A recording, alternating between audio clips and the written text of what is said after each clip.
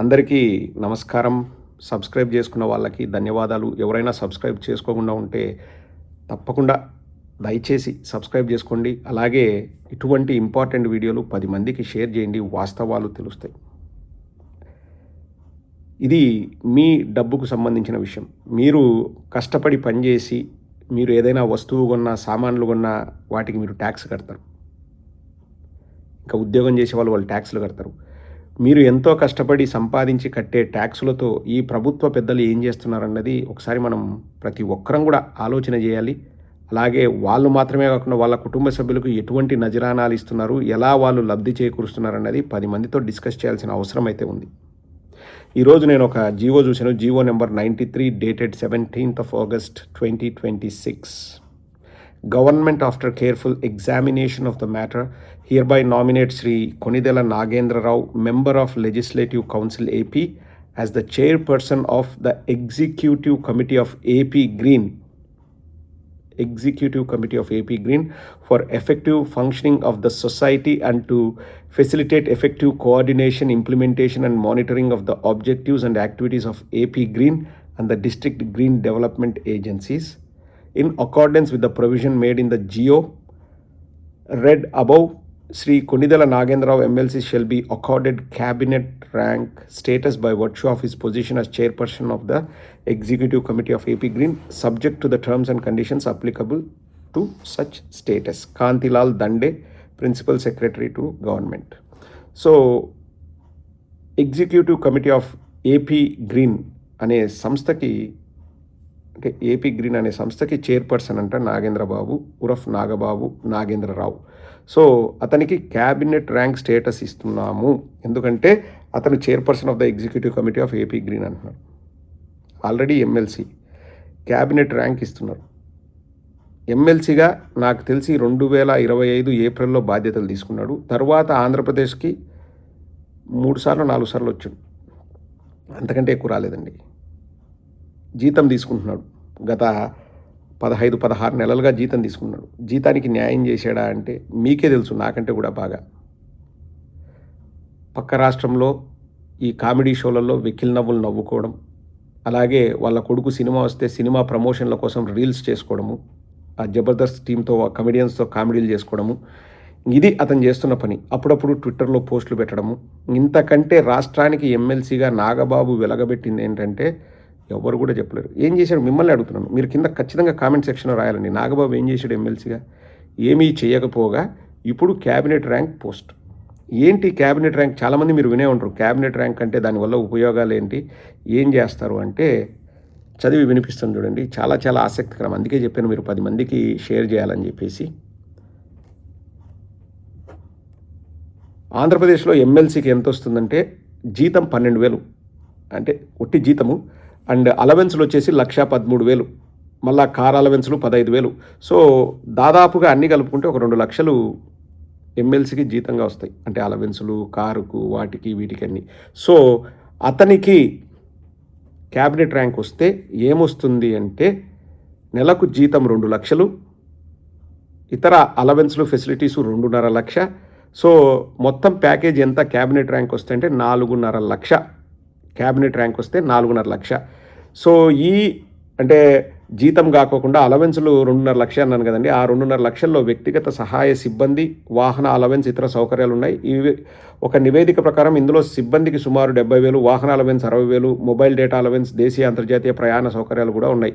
అదనంగా ఏమొస్తుందంటే cabinet rank ఉన్న వ్యక్తికి సాధారణంగా పర్సనల్ స్టాఫ్, మళ్ళా అంటే పిఏ, పిఎస్, ఇతర సహాయక సిబ్బంది, డ్రైవరు, వాహనం, రవాణా, వాహన అలవెన్స్, అధికార కార్యక్రమాలకు రవాణా సౌకర్యాలు, ప్రయాణం, దేశీయ విమాన రైలు ప్రయాణాలకు ప్రభుత్వ నిబంధన ప్రకారం సౌకర్యాలు, అధికారిక అంతర్జాతీయ ప్రయాణాలకు బిజినెస్ క్లాస్ వంటి సౌకర్యాలు కూడా ఉత్తర్వుల్లో పేర్కొన్నారు. మళ్ళా ఏది కార్యాలయ సౌకర్యాలు, ఫర్నిచర్ కోసం 1 టైం గ్రాంటు.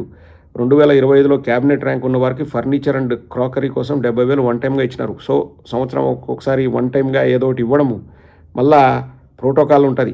ఏది ప్రభుత్వ కార్యక్రమాల్లో క్యాబినెట్ లెవెల్ ప్రోటోకాలు, సంబంధిత అధికారిక కార్యక్రమాల్లో ఉన్నత ప్రోటోకాల్.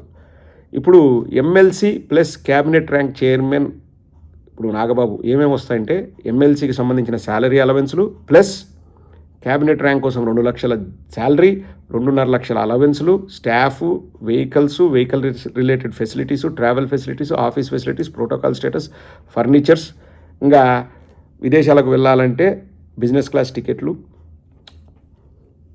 ఎవరిది ఈ డబ్బు అంతా అంటే మీ డబ్బు. మీరు ట్యాక్స్ పేర్లు మీరు డబ్బు కడతారు కదా, మీ డబ్బు. నాగబాబు ఏం చేసినాడు రాష్ట్రానికి అంటే, ఒకసారి ఎంపీగా పోటీ చేసి ఓడిపోయినాడు. క్యూఆర్ కోడ్ పెట్టి జనసేన పార్టీకి డబ్బులు వసూలు చేసినాడు. ఇంకా వాళ్ళకి ఏదైనా పార్టీ వాళ్ళకి చేసుకున్నాడేమో మనకు సంబంధం లేదు. ఇతనికి ఇన్ని లక్షలు, దాదాపు 6-7 లక్షలు నెలకు ఎందుకు ఇస్తున్నారు అంటే, హైదరాబాద్లో కూర్చొని వెక్కిల్ నవ్వులు నవ్వుకున్నందుకు. ఇక్కడ చాలామంది మళ్ళీ ప్రశ్నిస్తారు, మీరు ఎక్కడున్నారు, మీ వాళ్ళ పక్క రాష్ట్రం లేరా. నేను రాజకీయం కోసం మాట్లాడట్లేదండి, ప్రజల సొమ్ము గురించి మాట్లాడుతున్నాను. అతను ఎమ్మెల్సీగా 3 నెలల్లో ఎన్నిసార్లు ఆంధ్రప్రదేశ్కి వచ్చినాడు, ఎన్ని కార్యక్రమాలు చేసినాడు, ఏం మార్పులు తీసుకొచ్చినాడు ఎమ్మెల్సీగా. ప్రజల సొమ్ము జీతంగా తీసుకున్నాడు కదా. ఏదో ఇంకా నేను జనసేనకు క్యూఆర్ కోడ్ పెట్టి డబ్బులు సంపాదించి పెట్టాను అని చెప్పేసి అతనికి పదవుల మీద పదవులు ఇస్తారా? ఏం చేసినాడు ఎమ్మెల్సీగా? ఏం చేసినాడు? ఇప్పుడు సంవత్సరానికి ఒకసారి రిపోర్ట్ వస్తుంది. మన స్కూల్లో పిల్లలు కూడా సంవత్సరానికి ఒకసారి ప్రోగ్రెస్ రిపోర్ట్ ఇస్తారు. నాగబాబు ప్రోగ్రెస్ రిపోర్ట్ బయట పెట్టగలడా? ఏం చేసినాడు? ఏం పొడిచినాడు ఈ సంవత్సరం 3 నెలల్లో? ఒక ప్రోగ్రెస్ రిపోర్ట్ అనేది ఉండాలి కదండి. కుటుంబ పాలన, ఏపీ ప్రజలు చేసుకున్న కర్మ. ఇక్కడ మీరు ఇంకోటి గమ్మత్తైన విషయం గమనించాల్సింది ఏంటంటే, పవన్ కళ్యాణ్ క్యాబినెట్ మీటింగ్కి డుమ్మా కొట్టాడు, అలాగే సీడ్ యాక్సెస్ రోడ్ ఓపెనింగ్కి డుమ్మా కొట్టాడు, అట్ హోమ్ ఫంక్షన్కి డుమ్మా కొట్టాడు. నెక్స్ట్ రోజే ఈ జీవో వస్తుంది. నేను బలంగా కొన్ని జరుగుతాయని నమ్ముతానండి. ఒక వారం లోపల మేబీ అసెంబ్లీలోనా బయట పవన్ కళ్యాణ్ వచ్చేసి మనం 15 ఏళ్ళు ఖచ్చితంగా కలిసి ఐక్యంగా ఉండాలి అని అంటాడు అని చెప్పేసి నాకు బలంగా నమ్మకం. ఎందుకంటే అలుగుతాడు, అలిగిన వెంటనే మళ్ళీ ఏదోటి జరుగుతుంది, ఇటువంటివి ఏదోటి జరుగుతాయి. నెక్స్ట్ రావడము మళ్ళీ మనం 15 ఏళ్ళు కలిసి ఉండాలా అని అనకపోతే ఒకసారి మళ్ళీ మాట్లాడుకుందాం. నాకు 6th సెన్స్ చెప్తుందండి, ఖచ్చితంగా పవన్ కళ్యాణ్ వచ్చి మనం 15 ఏళ్ళు ఐక్యంగా ఉండాలని నెక్స్ట్ 1 వీక్ లోపల అనకపోతే చూడండి, అలుగుతాడు, వాళ్ళ మీద అలుగుతాడు. వాళ్ళు ఏవో తాయిలాలు ఇస్తాడు. ఇప్పుడు ఏం తాయిలం ఇచ్చినారు అంటే, వాళ్ళన్నకు క్యాబినెట్ ర్యాంక్ ఇస్తారు. మళ్ళీ నెక్స్ట్ వస్తాడు, మళ్ళీ 15 ఏళ్ళు కలిసి ఉండాలంటాడు. మళ్ళీ ఒక 3-4 నెలల తర్వాత మళ్ళీ ఇది రిపీట్ అవుతుంది. ఇది కొత్త ఏం కాదు, ఈ 2 ఏళ్ళలో మనం ఎన్నోసార్లు చూసినాం. అంటే ఎట్లుందంటే అలగడాలు, కుటుంబానికి పదవులు ఇప్పించుకోవడాలు. ప్రజలు ఎందుకురా అయ్యా ఓటేసినారు అంటే ఇటువంటి వాటికే.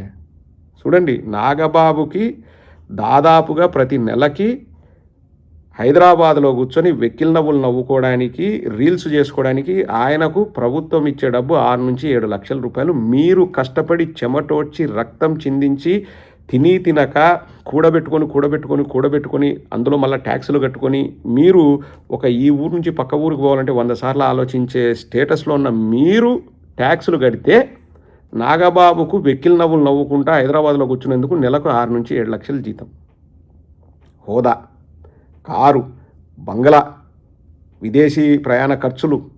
ఇంకేముంది, సినిమా షూటింగ్లకు దేనికో దానికి పోతారు, అధికారికంగా పోయినా అంటారు, అది ప్రజల నెత్తి మీద వేస్తారు. విలాసాలు, పని మనుషులు, పర్సనల్ అసిస్టెంట్లు, పర్సనల్ సెక్రటరీలు, ఆఫీసు, ఫర్నిచరు, బంగళాలు, మళ్ళీ అందులో ఫర్నిచరు. ఏం చేసినాడు రాష్ట్రానికి ఎమ్మెల్సీగా గత సంవత్సరం 3 నెలల్లో అంటే,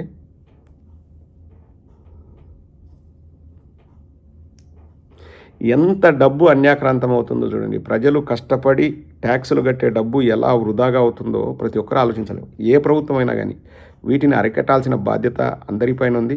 మీరు గట్టిగా మాట్లాడాలి, నిలదీస్తేనే ఇటువంటివి జరగకుండా మనం ఆపగలం. మనం చేయలేమా అంటే cockroach Janata party and youth వాళ్ళే మనకు ఎగ్జాంపుల్. వాళ్ళని మనం ఆదర్శంగా తీసుకోవాలి. వాళ్ళు తలుసుకుంటే ఒక మంత్రినే రాజీనామా చేయించగలిగారు. ఐక్యంగా ఉండి పోరాడితే ఈ పుట్టగోసిగాళ్ళంతా పుల్లగాలికి పోతారు. అది మనం గుర్తుపెట్టుకోవాలి.